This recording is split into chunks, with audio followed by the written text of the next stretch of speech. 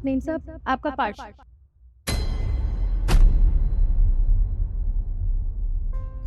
तो यहाँ तो यहाँ कैसे? मम्मी, मैं बस पार्सल देने आई थी आपका। मुझे नहीं पता था कि ये आपका घर है। मुझे तेरे हाथों से कुछ भी नहीं चाहिए, निकल यहाँ से। पर मम्मी, आप मुझे एक बात बताइए, आप यहाँ क्या कर रही है? आप तो गांव में रहती थी ना, फिर यहाँ पे? यहाँ पे मैं क्या कर रही हूँ? तेरे गांव में रहने लायक छोड़ा तूने हमें। अरे तूने भाग के शादी की थी और हमें कहीं मुंह दिखाने के लायक नहीं छोड़ा, इसलिए हम लोगों को मजबूरी में वो गांव छोड़ना पड़ा, क्योंकि तेरे पापा का बाहर निकलना दूभर हो गया था। लोग तरह तरह की बातें बनाते थे हमारे बारे में, इसलिए हम यहाँ पर हैं। पर तू यहाँ क्या कर रही है? पर ये काम क्यों कर रही है? मम्मी, मैं डिलीवरी का ही काम करती हूँ और ये पार्सल था इसलिए आपको देने आई थी, वरना मैं यहाँ कभी नहीं आती अगर मुझे पता होता कि आप यहाँ पे रहती हैं।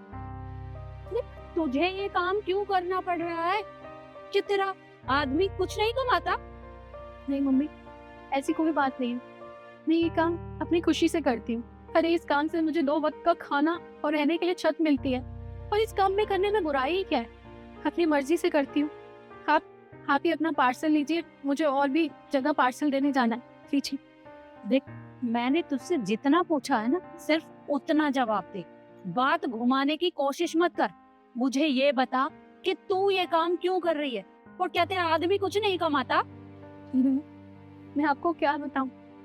अरे जिस दिन से मैंने आप लोगों को धोखा देके वो घर छोड़ के आई थी ना, उसी दिन उस इंसान ने मुझे धोखा दिया, जिसके लिए मैंने अपना घर परिवार सब छोड़ दिया, आप लोगों को धोखा दे दिया। वो तो सिर्फ मेरे पैसों से प्यार करता था। आपको पता है मम्मी, कुछ दिन मेरे साथ रहने के बाद ना, उसने जो कुछ भी मेरे पास था ना, वो सब कुछ ले लिया और मुझे छोड़ के चला गया, क्योंकि वो मुझसे प्यार ही नहीं करता था। और फिर मैं क्या करती? आप लोगों के पास तो वापस नहीं आ सकती थी। आप लोगों की इतनी बेइज्जती करवाई, गांव में कहीं मुंह दिखाने लायक नहीं छोड़ा, तो मैं किस मुंह से आप लोगों के पास आती? तो मैंने सोच लिया था, ये जो कुछ भी मेरे साथ हुआ है ना मम्मी, ये मेरी वजह से हुआ है। अरे मैंने ही तो जिद की थी, मैंने ही तो प्यार किया था, और सजा तो मुझे मिलनी बनती है ना। तो मैं खुश हूँ, और मैंने एक्सेप्ट कर लिया है कि ये जो कुछ भी मेरे साथ हो रहा है ना, उसकी वजह मैं खुद हूँ। बहुत बार मैंने कोशिश की थी कि मैं अपनी जान ले लूं, अपने आप को ही खत्म कर दूं, पर मम्मी मेरी जान लेने की भी हिम्मत नहीं है, मेरे से नहीं हुआ। वो बस ये डिलीवरी का काम करती हूँ और 2 वक्त का खाना मिल जाता है, इसी में खुश रहती हूँ। सही कहा बेटा, तूने गलती बहुत बड़ी की है।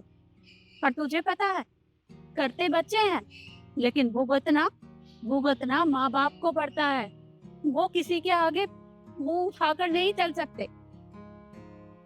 पर कितना कुछ हुआ, कम से कम तुझे हमें तो बताना चाहिए था। मम्मी, मैं किस मुंह से बताती?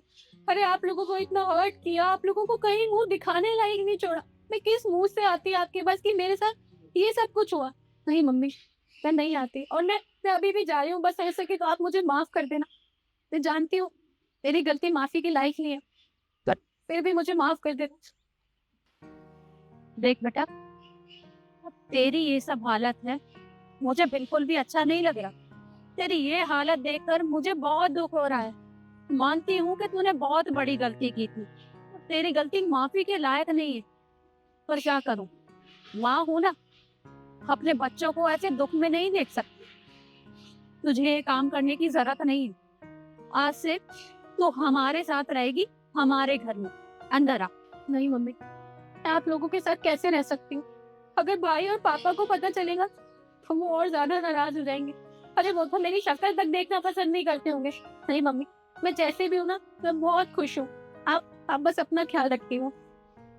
देख बेटा, मुझे पता है कि तूने बहुत बड़ी गलती की है, और आज तेरी गलती की वजह से हम लोग यहाँ रह रहे हैं। लेकिन जो हुआ सो हुआ। अरे तेरे भैया को और तेरे पापा को अगर पता चलेगा कि तेरी ये हालत है, तो उन्हें भी दुख पहुंचेगा। अरे उनका गुस्सा जायज है, क्योंकि तूने गलती बहुत बड़ी की है, लेकिन उनकी नाराजगी ज्यादा दिन तक नहीं रहेगी। वो दोनों तुझे माफ कर देंगे। बस आज के बाद तू ये काम बिल्कुल नहीं करेगी। तू हमारे साथ रहेगी, हमारे घर में।